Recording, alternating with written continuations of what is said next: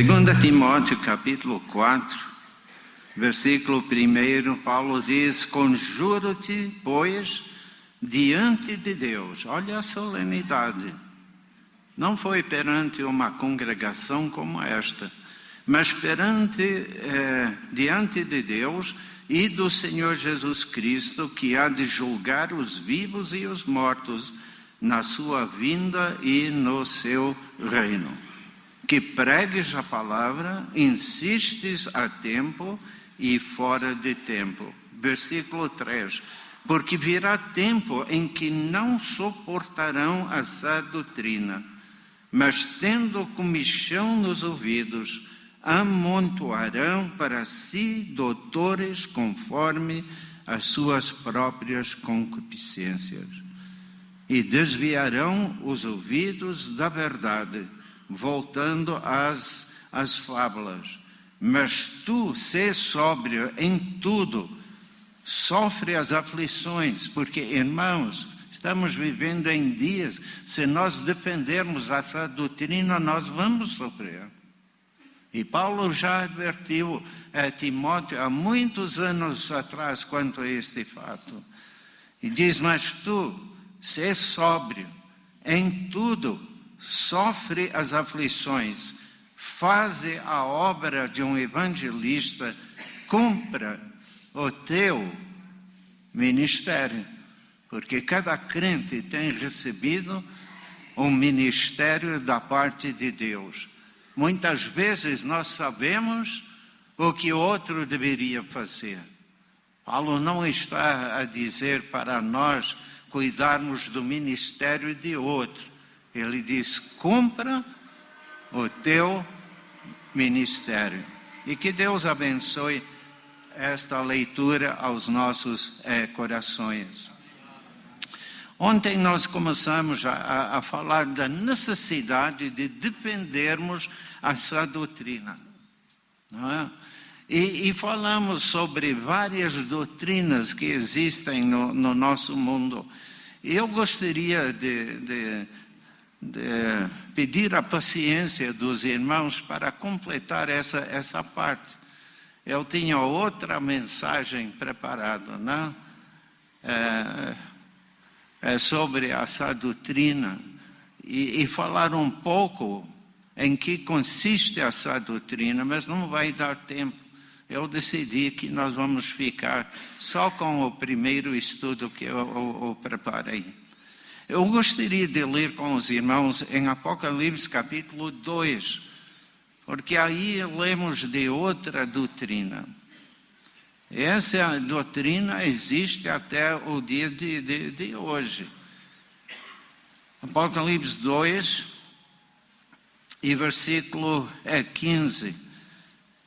O Senhor estava a escrever à igreja que está em Pérgamo, mas capítulo 15 ele diz: assim tens também os que seguem a doutrina de quem?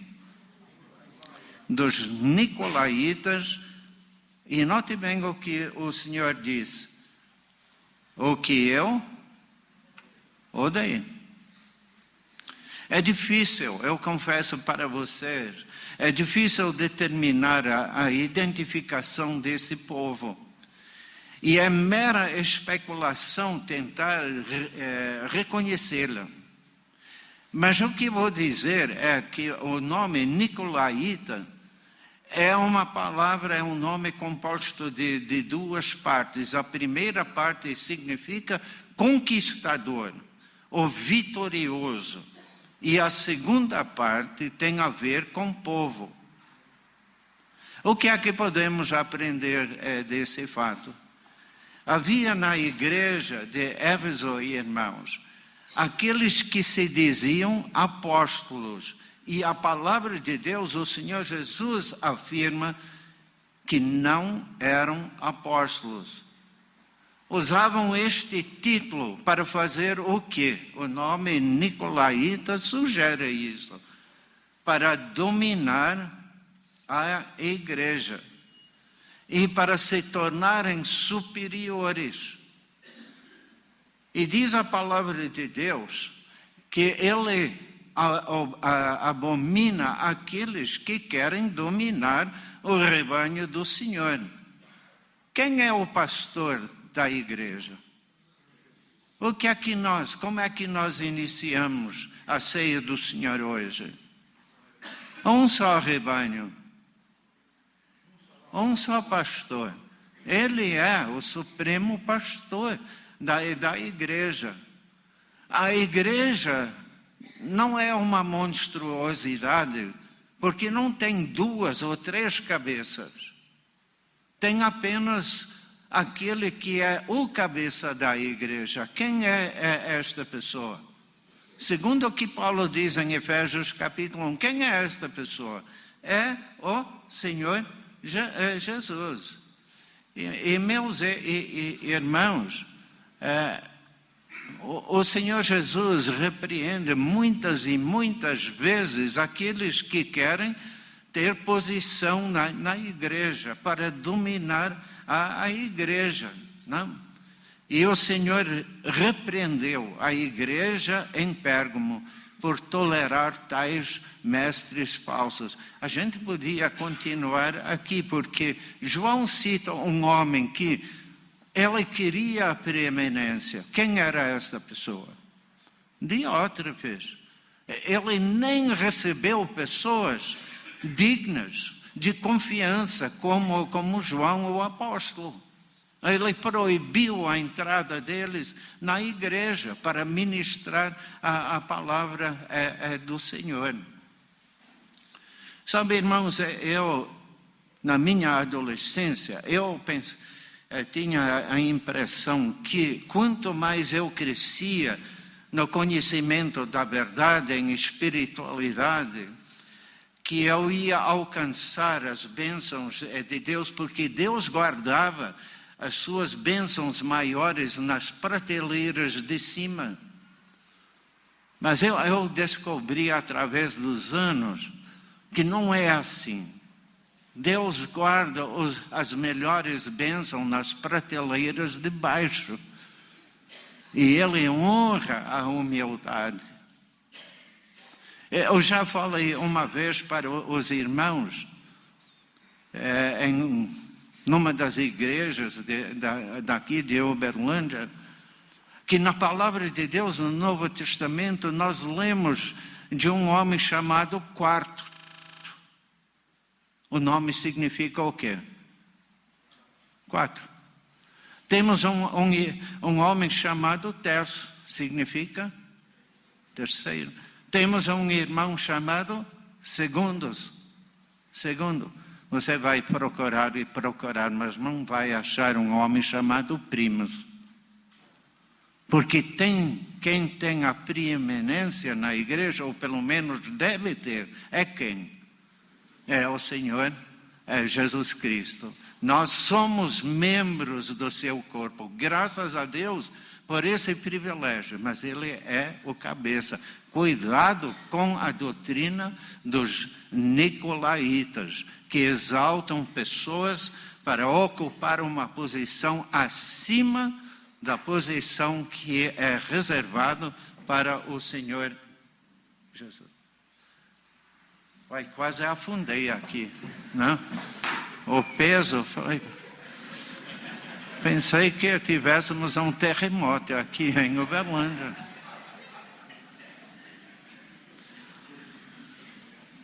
Eu brinco com esse moço aí, né? Ainda bem que ele aceita, né? Mais um trecho para nós. Hebreus capítulo 13. Obrigado, essa noite.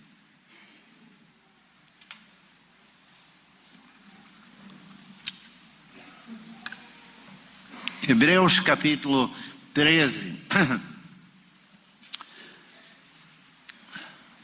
Versículo 8 diz: Jesus Cristo é o mesmo ontem e hoje eternamente. Graças a Deus, porque Ele não muda. Mas, irmãos, ao longo dos anos, muitas coisas mudam na igreja.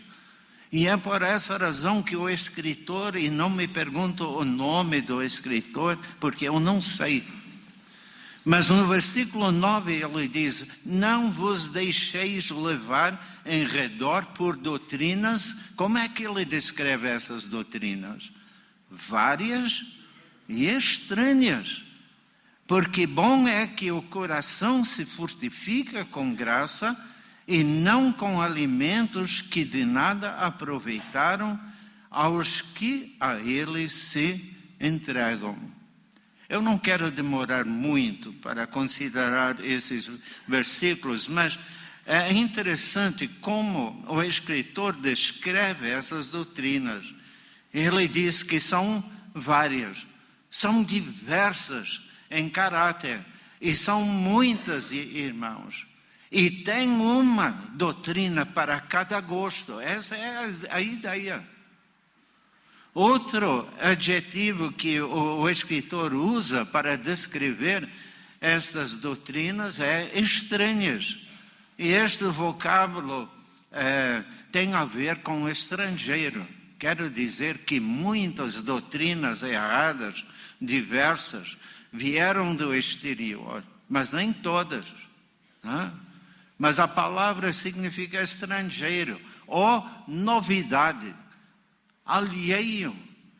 E estas doutrinas, segundo o escritor aqui, ou novidades, não pertencem a essa doutrina.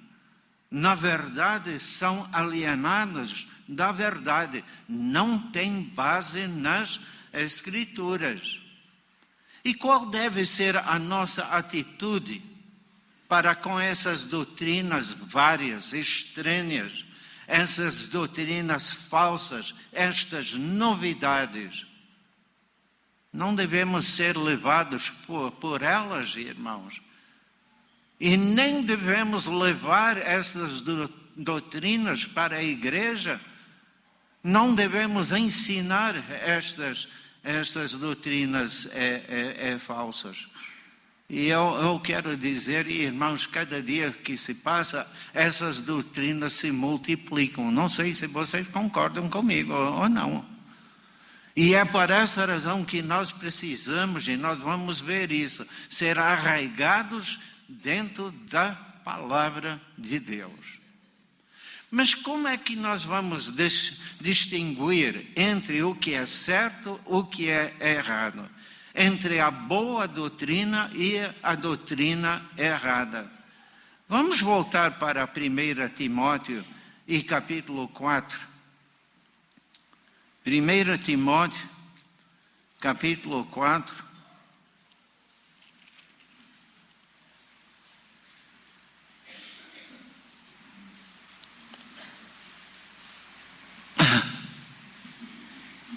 O contexto é muito interessante aqui, mas eu vou ter que deixar o contexto, irmãos. Estudam isso em casa.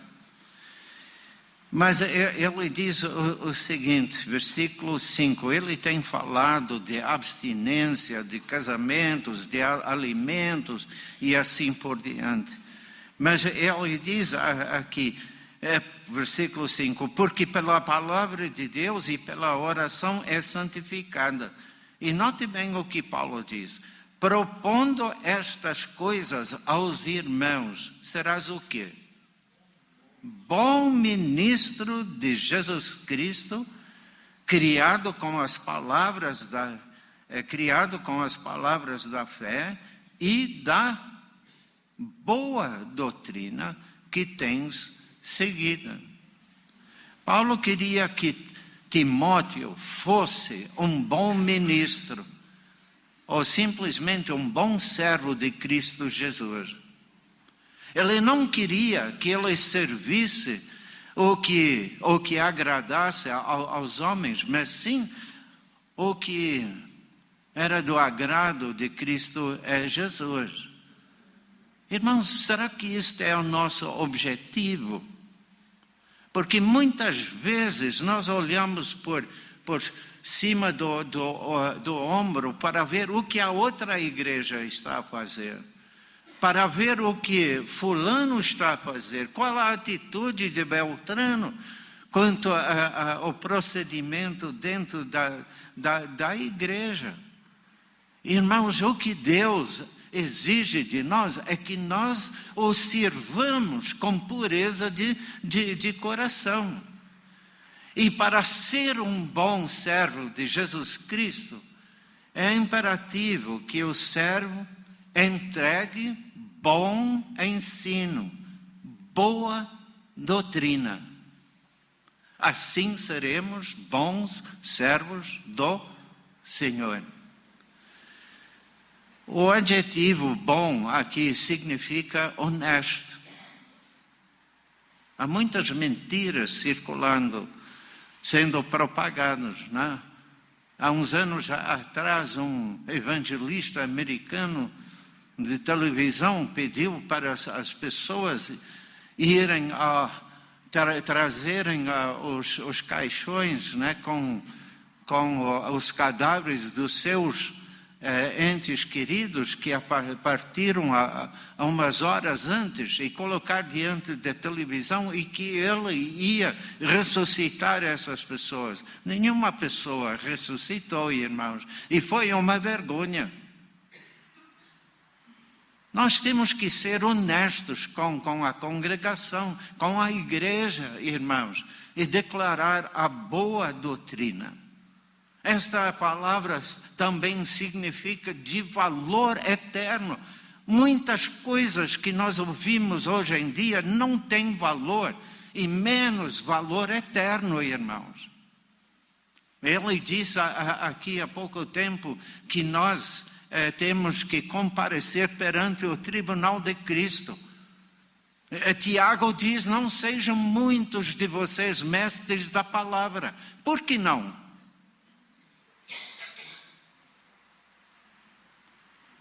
Porque a nossa responsabilidade é maior, gente.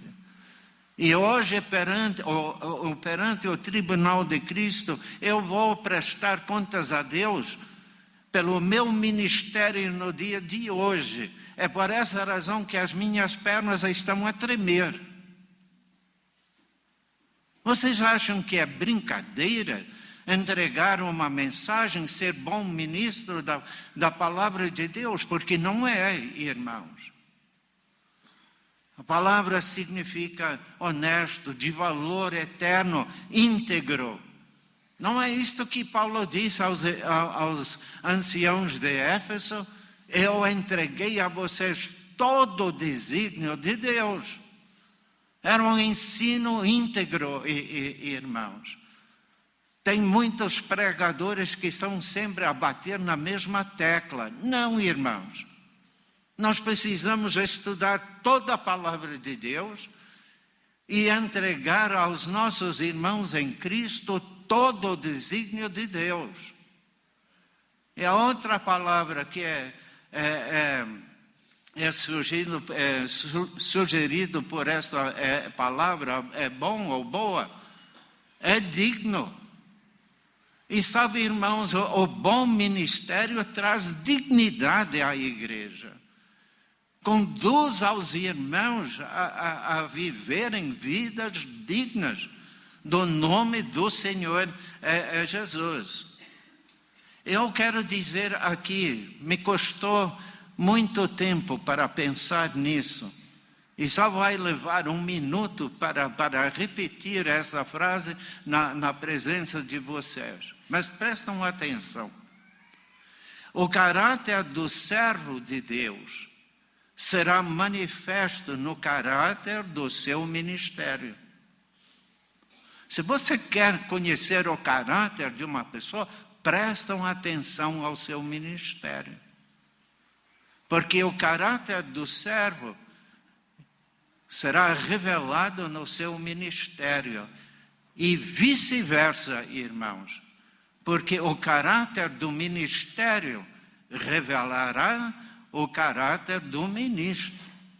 É por essa razão que Paulo está a dizer: nós devemos ser bons servos do Senhor, entregando a boa doutrina, o que é digno de eterno valor, o que é íntegro.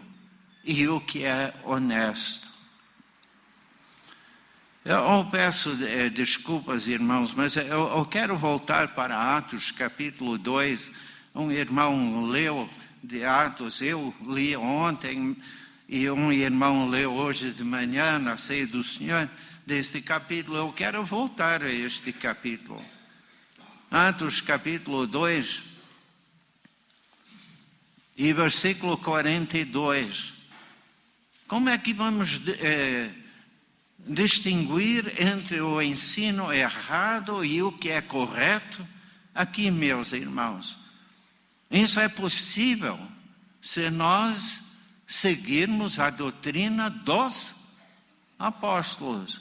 E perseveravam na doutrina dos apóstolos. Antes de voltar para a presença do Pai, o Senhor Jesus prometeu aos seus discípulos que o Pai enviaria o Espírito Santo e que o Espírito Santo aos apóstolos, lhes ensinaria todas as coisas e faria com que estes se lembrassem de tudo que o Senhor faria falou durante o seu ministério, enquanto ele esteve com eles. É por essa razão, irmãos, que temos frases. Paulo usa essas frases. Algumas delas, eu vou citar uma, que é bem melhor. O Senhor Jesus diz, é bem melhor dar do que receber. Eu tenho procurado no Novo Testamento, nos Evangelhos, para ver a ocasião quando o Senhor proferiu estas palavras, sem as achar. Mas ele falou. Como é que Paulo sabia disso? Porque ele falou que o Espírito Santo revelaria aos apóstolos estas verdades, coisas proferidas, palavras proferidas pelo Senhor Jesus Cristo. Então, irmãos, se vocês querem saber, querem conhecer essa doutrina, irmãos, prestem atenção à doutrina dos apóstolos. Porque o que eles escreveram não é apenas a obra de homens, mas sem valor. Mas, irmãos, a doutrina dos apóstolos, irmãos, é uma obra do Espírito Santo, porque ele impulsionou estes homens para recordar e registrar o que o Senhor lhes ensinara. É por essa razão, irmãos, que nós precisamos meditar na palavra de Deus, especialmente o Novo Testamento, o livro dos Atos dos Apóstolos, as epístolas, quer seja de Pedro, de João, de Paulo, de Tiago. Porque, prestando atenção a estes escritos pelo Espírito Santo, irmãos, nós ficaremos entendidos sobre muitos assuntos. E foram estes assuntos que eu queria tratar na segunda mensagem. Mas, resumindo, se vocês querem saber que tipo de Deus é que nós servimos, vocês leem o livro dos Atos e as epístolas. Se você quer, irmãos, ser mais semelhante ao Senhor Jesus, coisa que o irmão mencionou, o irmão Jairo mencionou na ceia do Senhor. Como é que vamos conhecer melhor? Como é que nós vamos moldar a nossa vida para conformidade com o Senhor Jesus? Como é que vamos fazer isso? Se não lendo os evangelhos, até andar como o Senhor Jesus andou, ler os apóstolos, como ele continuou o seu trabalho na vida dos apóstolos, ler as epístolas, não? E o Espírito Santo, quanto erro, quanto a pessoa do Senhor Jesus está sendo ensinado hoje, não? Irmãos, se nós queremos saber, por exemplo, quanto erro sobre o batismo do Espírito Santo, como se diz, não é o Espírito, é o batismo no Espírito Santo. É a forma correta de dizer, irmãos. E o batismo no Espírito ocorreu uma vez. E aconteceu quando, gente? No dia de Pentecostes. Porque aquele grupo reunido, salvos pela graça de Deus, foram batizados no Espírito Santo. E 1 Coríntios nos ensina que deu início à igreja. Agora a igreja tem muitos aniversários, mas só tem um nascimento, gente. Então, para com esse negócio de pedir o batismo no Espírito Santo. Isso aconteceu no dia de Pentecostes, irmãos. Se nós queremos, eu não tenho tempo para desenvolver isso. Mas se você quer descobrir o que é o batismo no Espírito Santo, leia Atos, leia também passagens como 1 Coríntios, não? Capítulo 10. Lendo a palavra de Deus, nós sabemos que o judaísmo, irmãos, acabou. Nós lemos do valor do sacrifício do Senhor Jesus. O fato indiscutível da sua ressurreição. Tem muitos evangélicos e irmãos que estão a duvidar da ressurreição corporal do Senhor Jesus. E sabe o que eu vou dizer? A pessoa que não crê na ressurreição do Senhor Jesus não é crente. E temos a verdade também da ascensão do Senhor Jesus. Se nós estudarmos esses livros, a doutrina dos apóstolos, irmãos, teremos conhecimento da igreja, como deve funcionar, das suas práticas. Aprenderemos como o cristão deve se comportar, a sua obediência à palavra de Deus, a sua submissão ao Senhor, como o Senhor. A santidade de vida, essa é uma coisa esquecida hoje em dia, não é, irmãos? Na maioria das igrejas, Deus nos chamou para ser felizes. Glória, aleluia, pula, dança. Irmãos, Deus nos chamou para sermos felizes. Ele colocou alegria no nosso coração. Mas, meus irmãos, Ele nos chamou para sermos santos, como Ele é santo. E isso está a faltar nas igrejas locais. Eu não estou falando de outros grupos, irmãos. Lá na Escócia nós tivemos uma experiência. A filha estava saindo para namorar. E a mãe falou para ela: filha, se é impossível você ser prudente, não, esteja preparado. O que é que ela quis dizer com isso? A gente sabia o que ela bem queria dizer.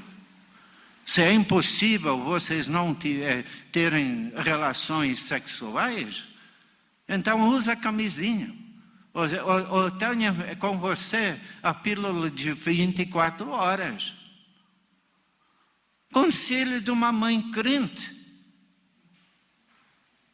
Irmãos, se nós estudarmos a doutrina dos apóstolos, nós vamos entender que Deus exige santidade da nossa parte.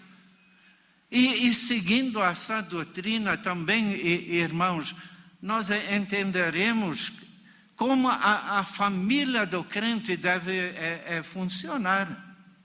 A responsabilidade do marido. Qual é a responsabilidade do marido? Semana que vem vamos começar, né? Ouviu? Marque nas agendas, né? para ter aula sobre o dever do marido crente. Qual é o dever do marido crente? Vamos lá, gente. Não me decepciona. Amar. Qual é a responsabilidade da esposa crente? É ser submissa, né? Muitas irmãs brincam, você é a cabeça, mas eu sou o pescoço, né? Certo? Né? É brincadeira, né? Mas sabe, irmãos, muitos problemas que existem nas famílias dos crentes é porque o marido não exerce o seu papel, não ama a esposa, não dirige a família. Não passa essa responsabilidade para a sua esposa ou para os seus filhos. E, meus irmãos, é a sua responsabilidade dirigir o lar. E lendo essa doutrina, irmãos, vamos descobrir qual é a responsabilidade não só do marido e de mulher, mas pais e filhos. Não? E vamos também descobrir, irmãos, sobre o arrebatamento da igreja, o futuro de Israel, do diabo, do anticristo, o futuro reino milenar, descrito não só no Novo Testamento, como também no Velho Testamento. No Novo Testamento temos detalhes sobre o verdadeiro evangelho, irmãos. Paulo diz, vocês, coríntios, né?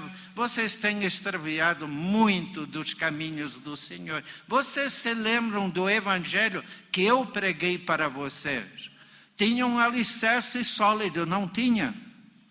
Porque eu instruí vocês que o evangelho é baseado sobre 3 fatos muito, muito importantes. Quais os fatos? Que Cristo morreu segundo as Escrituras, não esqueça do sepultamento, porque isso é muito importante. Prova a realidade da morte, porque tem gente que diz, na cruz do Calvário, o Senhor desmaiou. Meus irmãos, Ele entregou o seu Espírito. E Tiago, na sua epístola, está vendo, irmãos, como é importante ler as epístolas. Ele diz que o corpo sem o Espírito, exatamente.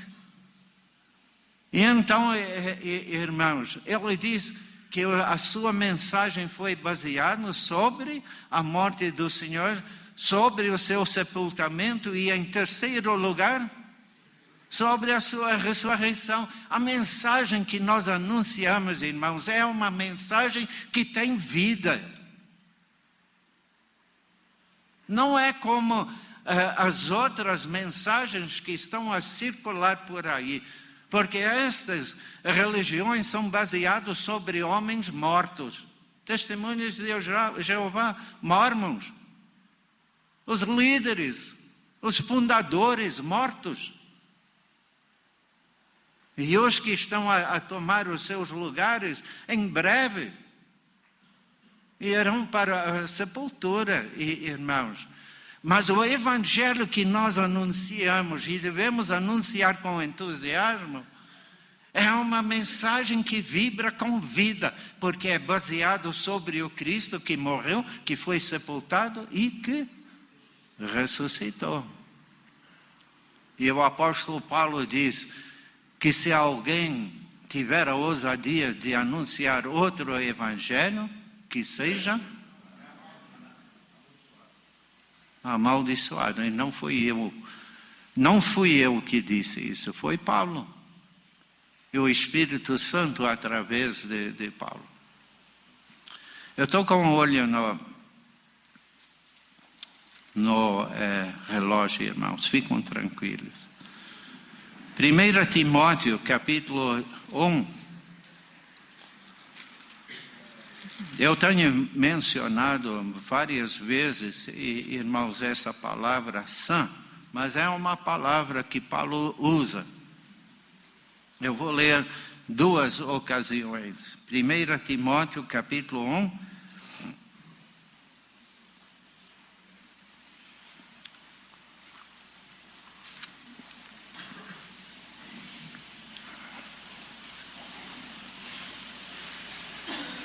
Versículo 10. Para os devassos, para os sodomitas. É difícil hoje em dia falar sobre esses assuntos, não é? Porque até o próprio governo é contra nós. Não?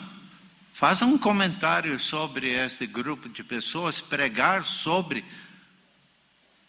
esses males, esses pecados. É crime. Vocês sabem que na Grã-Bretanha há pregadores que estão a padecer nas prisões, porque tem a ousadia dos púlpitos a condenar esses males, enquanto exortam, e não devemos esquecer disso, irmãos. O amor de Deus para com tais pessoas. Vocês creem que o poder do Evangelho pode transformar a vida de tais pessoas? Não creem? Pois é. Então odiamos as práticas, mas amamos as pessoas, não? Então ele diz para os devassos, para os sodomitas, para os roubadores de homens, para os mentirosos, para os perjuros e para o que for contrário a essa doutrina, conforme o Evangelho. Note como ele descreve o Evangelho. Da glória de Deus, bem-aventurado, que me foi confiado. O que quer dizer bem-aventurado? Feliz. Muitas pessoas acham que Deus é um Deus carancudo, não? Que está pronto a punir a gente. Eu assisti um vídeo, muitos anos atrás, de um casal que frequentava uma igreja nos Estados Unidos, e um domingo de manhã, antes de ir para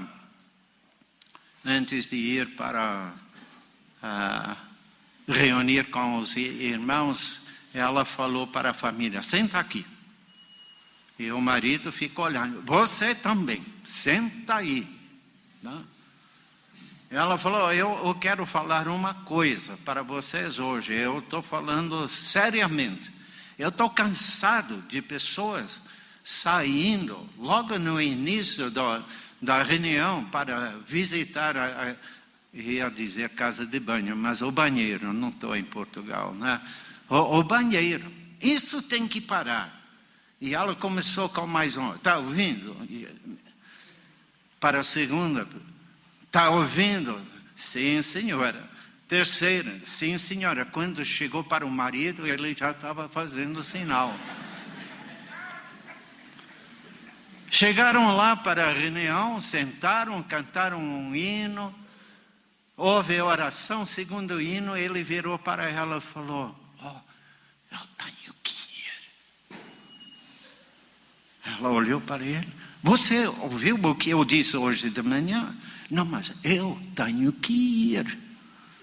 Ela falou para ele: se você for agora sair para o banheiro, você vai me envergonhar. Ele falou: se eu ficar aqui, você vai ficar mais envergonhado. Aí ele saiu às pressas, foi ao banheiro, voltou, e entrou no banco, né? E abraçou a esposa, né? E puxou ela, num sinal de reconciliação. Só que ela deu com o cotovelo nas costelas dele, quase quebrou as costelas. E ele pensou, ele até falou, Deus falou com ele para repreendê-la. Então ele virou para ela para repreendê-la. Quando ele notou, ele tinha errado o banco, estava abraçado com outra mulher.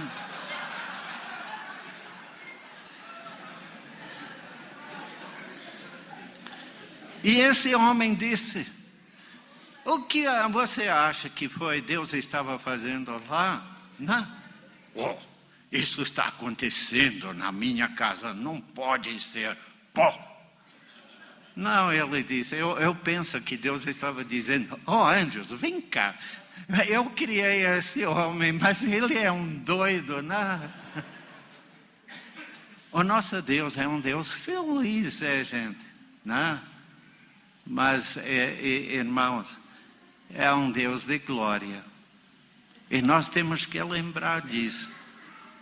A felicidade. Você já viu pessoas pregando o Evangelho? Venha a Cristo hoje à noite, né, para ser salvo. Não. Não. O Evangelho é uma mensagem de muita alegria. Leia o livro dos Atos dos Apóstolos. Leia o Evangelho de Lucas, o mesmo escritor. Zaqueu desceu da árvore e recebeu o Senhor como? Com alegria. O eunuco, quando abraçou o Evangelho, ele continuou o seu caminho como? Jubiloso, gente. Não? Mas o Evangelho é um Evangelho que traz a glória de Deus. E o apóstolo deixou Timóteo, irmãos, em Éfeso para ensinar a sã doutrina e para repreender aqueles que estavam a ensinar outra doutrina. E o pronome indefinido, outra, aqui, significa alterada, diferente, ou até estranha. E Timóteo foi incumbido com a responsabilidade de advertir as pessoas responsáveis por ensinar doutrina alterada e estranha, não achada nas Escrituras. A sã doutrina ensinada por Paulo, irmãos, era sã. E esse adjetivo, irmãos, é muito importante, porque significa saudável. Como é a minha vida? Como é a sua vida? Eu não estou falando da saúde física, não estou falando isso. Ai de mim se estivesse a falar sobre saúde física. Mas ele está a falar da condição da nossa alma, do nosso espírito, do nosso corpo. Eu sei que o corpo é um corpo de humilhação, mas, irmãos, é o templo do Espírito Santo. A igreja do Senhor é saudável. A palavra significa seguro. Se como crentes no Senhor Jesus apegarmos à sã doutrina, gozaremos de boa saúde espiritual. E eis a razão, nós que temos a responsabilidade de ministrar a palavra de Deus.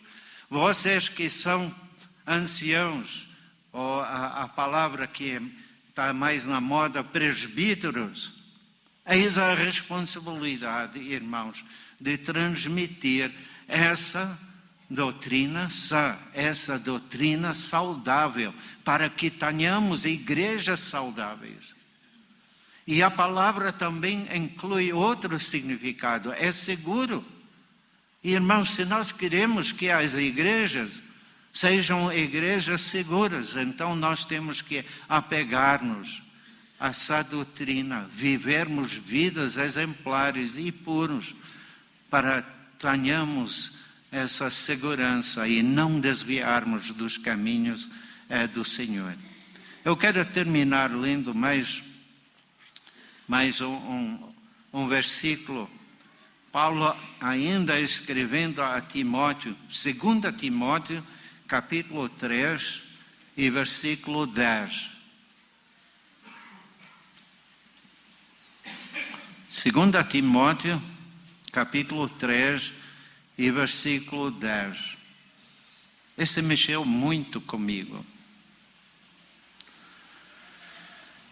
Ele diz a Timóteo: tu, porém, tens seguido a minha doutrina. Eu fiquei a pensar,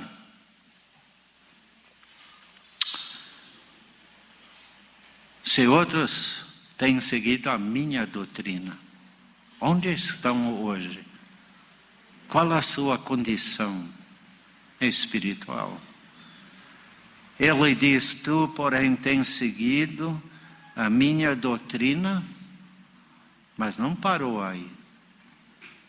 Ele continua aí dizendo modo de viver, intenção, por outro lado, motivos. Quais são os nossos motivos, irmãos? Isso é muito importante. Os irmãos em Cristo não veem os nossos motivos, os desejos internos do nosso ser, mas pode crer que Deus sabe. Qual é o meu motivo em estar aqui hoje à noite? É porque eu gosto de ser visto? Ou eu gosto de ouvir a minha própria voz? Ou será que eu tenho interesse no bem-estar espiritual dos meus irmãos em Cristo? Deus conhece as intenções minhas. Fé não apenas significa o que nós cremos, irmãos, mas fidelidade, longanimidade, amor, paciência. Mas ele diz, tu, porém, tens seguido a minha doutrina e modo de viver. Não devemos interpretar de uma forma errada o que Paulo está a dizer aqui. O apóstolo não estava a dizer que a doutrina anunciada por ele teve a sua origem dele. Não é isso que Paulo está a dizer. Mas Paulo está a dizer a doutrina de Paulo, ele aceitou com toda a força do seu ser para direcionar, para governar a sua vida. E a doutrina de Paulo não entrava em choque com a doutrina de Pedro ou de João. Não é isso. Eles complementavam um ao outro. O que Paulo está a dizer que ele abraçava a sã doutrina. Ele detinha essa sã doutrina como um tesouro. Ele guardava como sendo algo precioso. Ele divulgava com fidelidade. A nossa atitude, meus irmãos, é a mesma que a de Paulo. Prezamos a sã doutrina. Temos-la como algo de extremo valor. Achamos prazer em anunciá-la. É isso. E Paulo não apenas pregava a sã doutrina, mas a praticava. Vira a página da sua Bíblia para 1 Timóteo, e capítulo 3, e versículo 10. E também estes sejam primeiramente provados, depois servirem, se forem irrepreensíveis. Da mesma sorte as esposas sejam honestas, não maldizentes, sóbrias e fiéis em tudo. Então Paulo, ele olha e ele fala do comportamento. Isso era importante para Paulo, porque a doutrina, eu estava esquecendo de falar sobre isso, irmãos. Em Efésios, os nicolaítas, em Pérgamo, temos a doutrina dos nicolaítas. Se você voltar para a primeira igreja mencionada, vocês vão descobrir as obras dos nicolaítas. Porque, irmãos, doutrina sempre resulta em práticas. Se a doutrina for errada, a prática é errada. Se a doutrina for sã, então, irmãos, também a prática. Eu termino dizendo para vocês, irmãos, que Esdras recebeu do rei Artaxerxes muito material para a construção do templo em Jerusalém. Quando você chegar a casa, você leia em Esdras capítulo 7, e você vai encontrar a lista dos materiais. Mas quando chegamos a Esdras capítulo 8, vemos a fidelidade de Esdras ao entregar exatamente o que ele recebeu, tintim por tintim. Exatamente. Não é isso que Paulo disse várias vezes? O que eu recebi, esse também vos entreguei. Irmãos, eu fiquei desafiado com isso. Temos recebido essa doutrina, irmãos. Será que nós estamos a passar para a próxima geração essa mesma doutrina, com fidelidade e com segurança? E que o Senhor nos ajude, como igrejas, como liderança, como servos do Senhor, a fazer justamente isso.